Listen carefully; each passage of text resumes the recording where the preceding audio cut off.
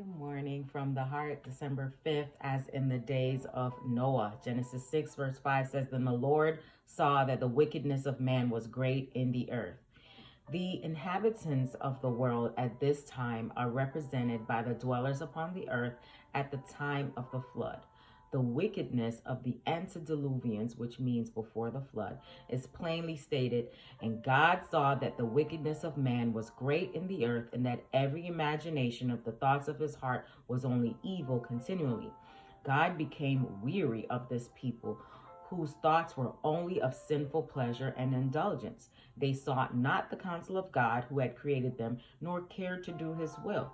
The rebuke of God was upon them because they followed the imagination of their own hearts, and there was violence in the land. And it repented the Lord that he had made man on the earth.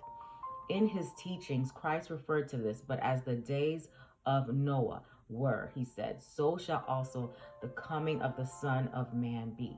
The inhabitants of the antediluvian world had the warning given them prior to their overthrow, but the warning was not heeded. They refused to listen to the words of Noah. They mocked at his message. Righteous people lived in that generation. Before the destruction of the antediluvian world, Enoch bore his testimony unflinchingly. Remember him? And in prophetic vision, he saw the condition of the world at the present time. He said, Behold, the Lord cometh with 10,000s of his saints to execute judgment upon all and to convince all that are ungodly among them of all their ungodly deeds, which they have ungodly committed, and of all their hard speeches, which ungodly sinners have spoken against him. These are murmurers, complainers, walking after their own lusts, and their mouths speaking great swelling words, having men's persons in admiration because of advantage. It is a living earnestness that God requires at this time.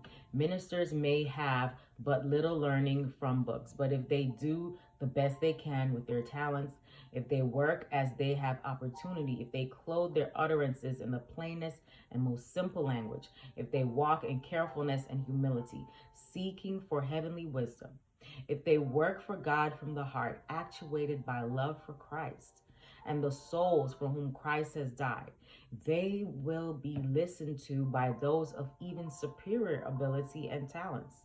There will be a charm in the simplicity of the truths they present.